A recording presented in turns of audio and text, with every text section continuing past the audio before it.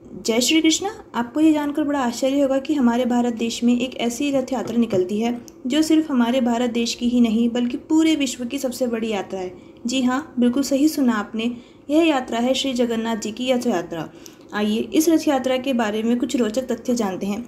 इस रथ यात्रा में 3 रथ होते हैं, श्री जगन्नाथ जी का, श्री बलदेव जी का और माता सुभद्रा जी का। इन तीनों के रथ का निर्माण कार्य अक्षय तृतीया से ही प्रारंभ हो जाता है।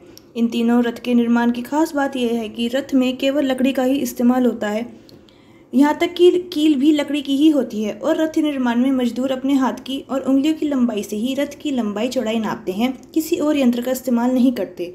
इन तीनों ही रथ में कुछ भी समानता नहीं होती, लंबाई चौड़ाई भी अलग अलग ही होती है। जगन्नाथ जी के रथ में 16 पहिए, बलभद्र जी के रथ में 14 और माता सुभद्रा के रथ में 12 पहिए होते हैं। श्री जगन्नाथ जी के रथ को गरुड़ ध्वज कहते हैं और ये लाल व पीले रंग के वस्त्र से बना होता है। श्री बलभद्र जी के रथ को ताल ध्वज कहते हैं और ये लाल व हरे रंग के वस्त्र से बना होता है। माता सुभद्रा जी के रथ को पद्म ध्वज कहते हैं और ये लाल व काले रंग के वस्त्र से बना होता है। मान्यता यह है कि एक बार सुभद्रा जी ने अपने दोनों भाइयों से नगर भ्रमण का आग्रह किया। दोनों भाइयों ने अपनी बहन की इच्छा पूरी करने के लिए रथ से नगर की यात्रा की। तभी से इसी मान्यता के अनुसार हर साल पुरी में जगन्नाथ रथ यात्रा निकाली जाती है। ये यात्रा श्री जगन्नाथ मंदिर से शुरू होकर करीब 3 किलोमीटर दूर गुंडीचा मंदिर तक निकलती है। कहते हैं कि ये इन तीनों की मौसी का घर है। वहाँ ये तीनों 9 दिन रहकर वापस रथ से ही जगन्नाथ मंदिर में आ जाते हैं।